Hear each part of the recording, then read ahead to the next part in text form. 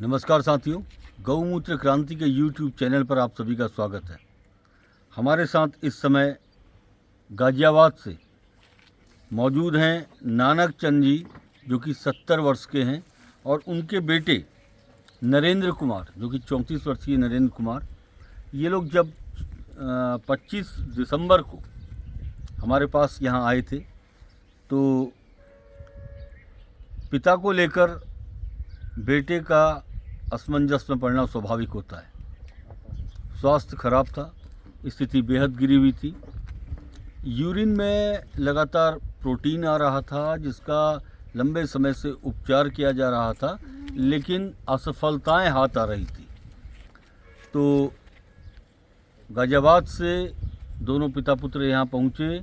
आशीष गर्ग, जो कि DU में लेक्चरर हैं, प्रोफेसर हैं, उन्होंने इनको यहाँ का मार्ग सुझाया। उन्होंने बताया कि आप वहाँ जाइए। ये दोनों पिता पुत्र यहाँ आए, और आने के बाद 25 दिसंबर से आज 23 फरवरी है। बहुत ज़्यादा दिन नहीं हुए अभी, क्योंकि लाइलाज बीमारियों में जब आदमी चला जाता है, क्योंकि इनको आगे का रास्ता क्या बताया गया था ये बताएंगे बाद में, क्योंकि वो दूसरी तरफ डाइवर्ट हो रहा था, जिसके लिए कह दिया जाता है कि अब आपके पास कोई रास्ता नहीं है या आपका कोई इलाज नहीं है। तो देखिए कहाँ जाना किस ओर था, और गर्ग जी ने, आशीष गर्ग जी ने जो रास्ता बताया, उस रास्ते पर चलकर हासिल क्या हुआ, मैं चाहता हूँ अगली आवाज़ नरेंद्र कुमार जी की इस कैमरे पर होनी चाहिए, जो कि देश के लोगों को एक दिशा दे सके। मैं पापा को लेके आया था यहाँ पे, और डॉक्टर साहब ने बोला था कि इनकी बायोप्सी होगी, कि इनका प्रोटीन बहुत ज़्यादा जा रहा था, 1.54 तक चला गया था। बायोप्सी के लिए साहब बोल दिया था। तो मेरे को फिर यहाँ के लिए रेफ़र किया, तो मैं यहाँ पे आया दवाई लेने। तो इनके पूरे स्वेलिंग, और कम से कम 1 हफ्ता ये डॉक्टर के पास एडमिट रहे थे तो अस्पताल में। तो डॉक्टर ने सीधा बायोप्सी के लिए बोला। जब इनकी रिपोर्ट टेस्ट कराई, तो उसके बाद में अब जब दोबारा यहाँ से दवाई लेने के बाद में जब इनका टेस्ट हुआ, सब कुछ हुआ, तो उसके बाद में इनकी बिल्कुल नॉर्मल रिपोर्ट आई है। तो डॉक्टर ने खुद ही बोले कि हम बायोप्सी तो हम कर ही नहीं सकते, अब नॉर्मल इनकी दवाइयाँ भी हम कम करेंगे, जो इनकी दवाइयाँ चल रही हैं। उसके बाद में इनका शुगर लेवल भी बहुत कम है, अब बिल्कुल मतलब एक नॉर्मल टाइप से होता जा रहा है। इनको शुगर भी है, इनको पहले से BP भी है, पर इनको ये जो बायोप्सी की जो प्रॉब्लम थी, ये बिल्कुल सॉल्व हो गई यहाँ पे। मेरे को बहुत अच्छा लगा यहाँ पे आके। बाबूजी, आप कुछ कहना चाहेंगे? मैं तो यहाँ आके जी, मेरी तो ज़िंदगी सफल हो गई। वेट भी कम हो गया, पहले पेट तना रहता वो भी कम हो गया, और फर्स्ट क्लास चल रहा फिर रहा हूँ। चलने फिरने में दिक्कत होती, पैरालाइज है मेरे इस साइड से, फिर भी मैं अब ठीक हूँ जब से दवाई खा रहा हूँ मैं। तो मतलब अब आपको पहले से बहुत अच्छा महसूस हो रहा है? अच्छा महसूस हो रहा है जी।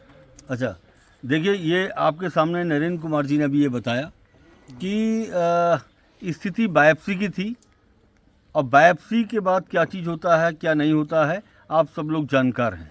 ऐसा कोई नहीं है कि आज के दौर में जो इन सब चीज़ों को नहीं जानता है या नहीं समझता है। तो जाना किस ओर था और आए किस ओर। 70 वर्ष के बुज़ुर्ग हैं आप, नानक चंद जी। आज इस पौलगढ़ की इस ज़मीन पर आकर, इस भूमि पर आकर बहुत अच्छा महसूस कर रहे हैं। तो आज अब आपको कोई दिक्कत नहीं होती है? अब कोई दिक्कत नहीं होती जी मेरे को। ये देखिए, पहले दिन ही मैं जब आया था यहाँ पे, उस दिन ही दवाई लेके गया। उस दिन से मैं इतना यहाँ से खुश था कि मैं तो कह रहा, उनसे कहता आशीष गर्ग जी से, मैं तो अच्छा खासा आज से ठीक होना शुरू हो गया। देखो क्या बात है, जोरदार तालियां बनती हैं इनके। बहुत बढ़िया बात है, बहुत बढ़िया बात है। देखिए, मन की हारे हार है और मन की जीते जीत। ये सिद्ध कर दिया नानक चंद जी ने कि जब ये पहले दिन यहाँ, इनका कहना है कि यहाँ आए थे, तो इनके आत्मविश्वास और इनके आत्मबल में खुद पे खुद बढ़ोतरी हुई थी, और ये यहाँ से संकल्प लेके गए थे कि अब जब मैं अगली बार आऊँगा तो एक अच्छी रिपोर्ट के साथ आऊँगा। और आज इनकी इसी धारणा से, इसी भावना से आज उनके बेटे का कहना है कि हमारी आपकी सभी रिपोर्टें नॉर्मल आई हैं, सब रिपोर्ट नॉर्मल आई है, टोटल रिपोर्ट नॉर्मल है। रिपोर्ट नॉर्मल आई है। तो अब ये बायोप्सी से भी बचे और इनकी टोटल रिपोर्ट्स जो हैं वो नॉर्मल हैं। तो मैं इन सभी चीज़ों के लिए यहाँ पर जितने भी लोग यहाँ पर मौजूद हैं उन सबको शुभकामनाएं देता हूँ।